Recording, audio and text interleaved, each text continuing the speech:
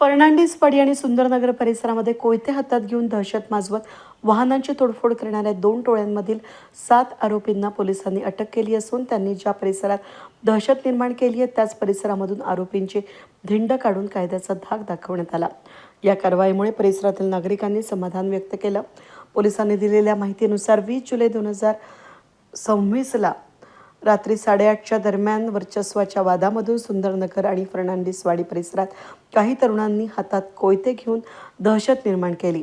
त्याचबरोबर रस्त्यावरील वाहनांची तोडफोड करून परिसरात भीतीचं वातावरण निर्माण केलं। या प्रकरणी पहिल्या घटनेमध्ये आझिम शेख, मोईज शेख, समीर राठोड, प्रतीक राठोड, भय्यू ढेनवळ, सोनू बेद, प्रेम ढेनवळ, साहिल नायर आणि इतर अनोळखी आरोपींविरुद्ध उपनगर पोलीस ठाण्यामध्ये गुन्हा दाखल करण्यात आला होता।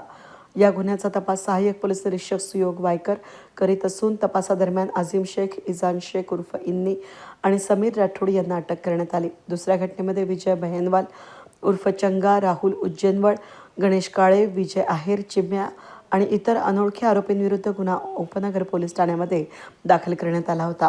या प्रकरणामध्ये विजय बहेनवाल उर्फ चंगा, योगेश आहेर उर्फ काका, सचिन गावंडर उर्फ अन्नू आणि गणेश काळे यांना अटक करण्यात आली आहे। अटक करण्यात आलेल्या आरोपींना त्यांनी ज्या परिसरात दहशत निर्माण केली होती त्या सुंदरनगर आणि फर्नांडिसवाडी परिसरातून पोलीस बंदोबस्तामध्ये फिरवण्यात आलं। गुन्हेगाराला कोणतीही माफी दिली जाणार नाही आणि नाशिक शहरात कायद्याचं राज्य कायम राहील असा स्पष्ट संदेश पोलिसांनी या कारवाईतून दिलाय।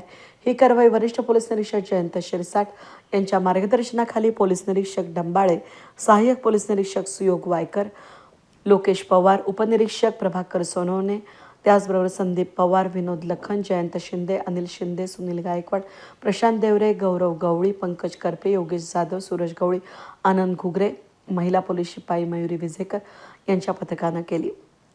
या गुन्ह्यातील फरार आरोपींचा दरम्यान शोध सुरू असून त्यांना लवकरच अटक करण्यात येणार असल्याचं पोलिसांनी सांगितलंय। वेद न्यूजसाठी प्रतिनिधी अनिल गुंजाळ, नाशिक रोड।